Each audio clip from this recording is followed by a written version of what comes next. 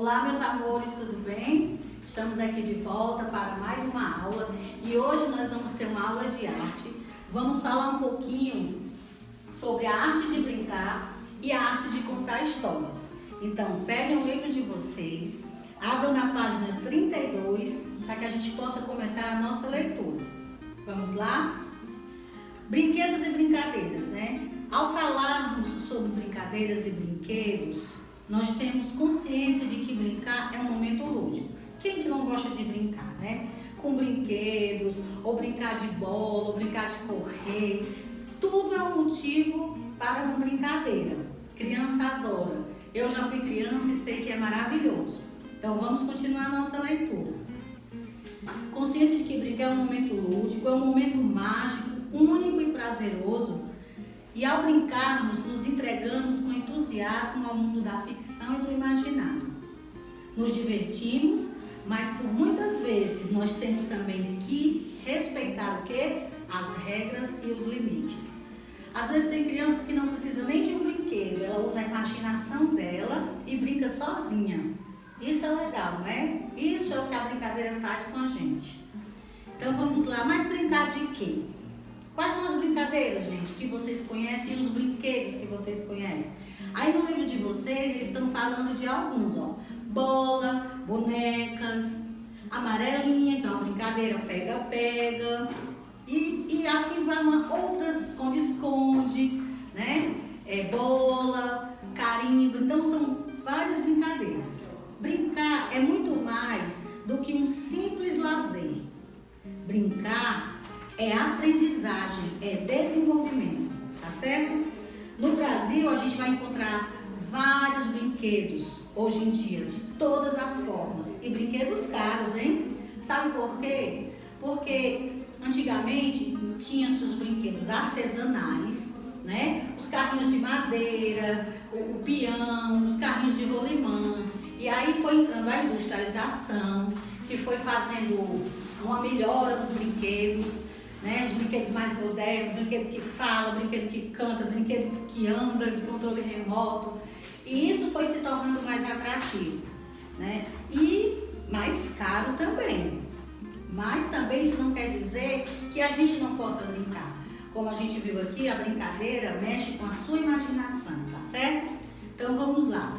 Com o desenvolvimento industrial, os brinquedos sofreram grandes transformações tecnológicas. Muitos deixaram de comprar brinquedos de forma artesanal e passaram a construir brinquedos industrializados.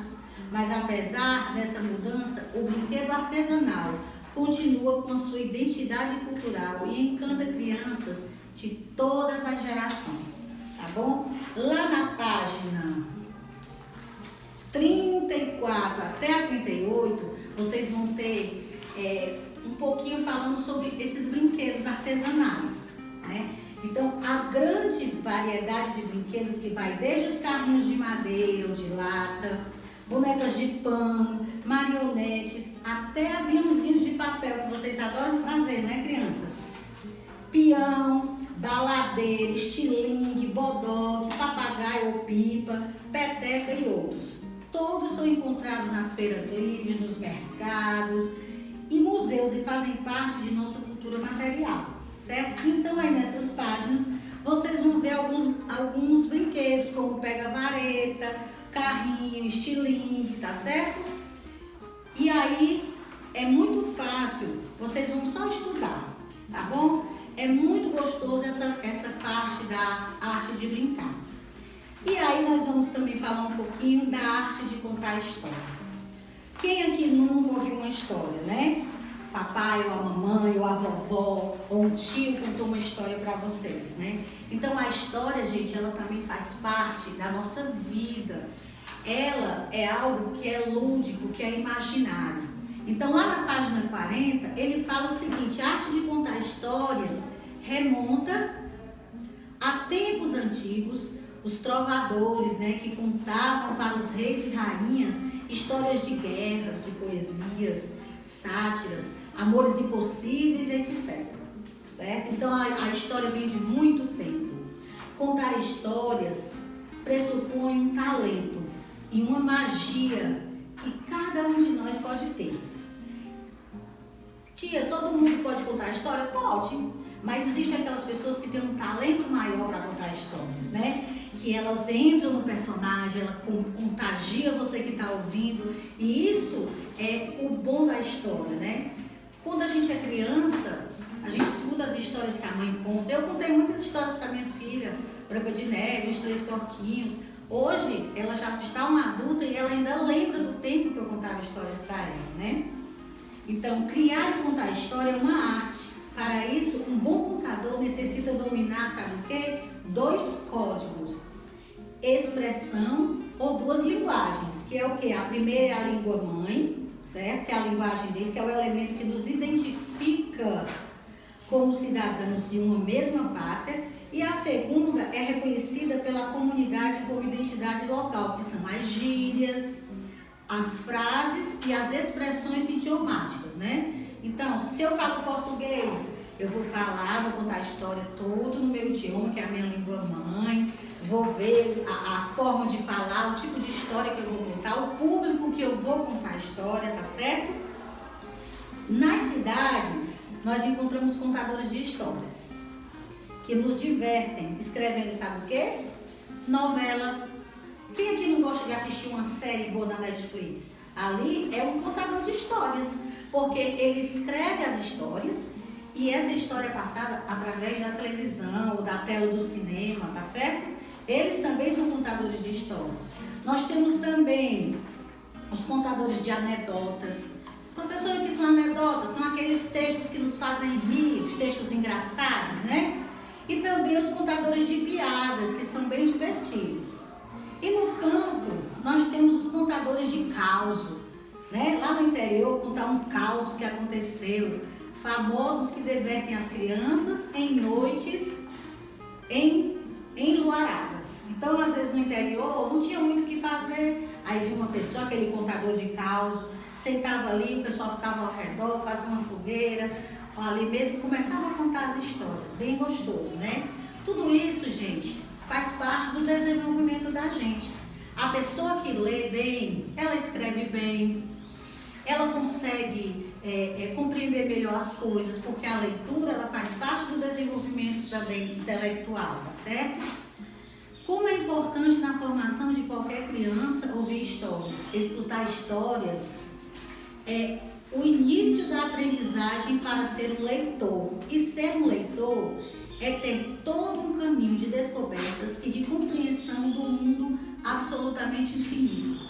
Então, quando a gente lê, a gente aprende, a gente conhece coisas que a gente nunca tinha ouvido e nem visto, tá certo?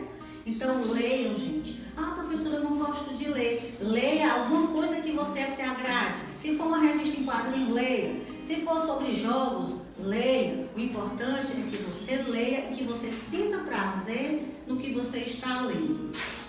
O primeiro contato da criança com o texto é feito, em geral, oralmente. Primeira coisa, vocês vão ouvir, então a pessoa que está falando, contando a história para vocês. O primeiro contato é oralmente, tá certo? É pela voz da mãe e do pai, contando contos de fadas, trechos da Bíblia, histórias inventadas, tendo a gente como personagem, narrativas de quando eles eram crianças e tantas coisas mais. Às vezes o pai e a mãe inventam histórias, sabia? Falando da vida dele, da infância dele. Aí ele vai contando e vai mudando a voz e vai fazendo aquele ambiente que a criança fica empolgada. Ai, papai, e aí? Você quer saber o final da história? Você quer saber como é que o personagem termina? Se vai ter um final feliz? Se vai morrer? Se vai fugir? Isso tudo é a história que nos proporciona, tá certo?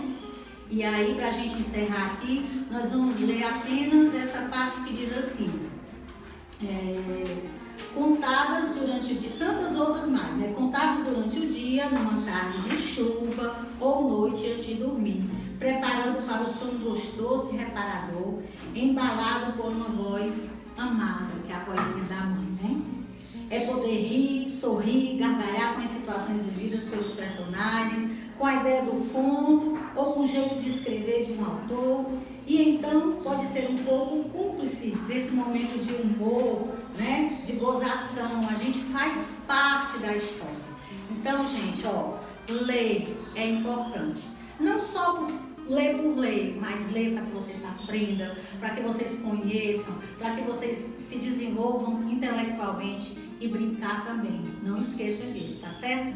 Um grande beijo para vocês e fiquem com Deus.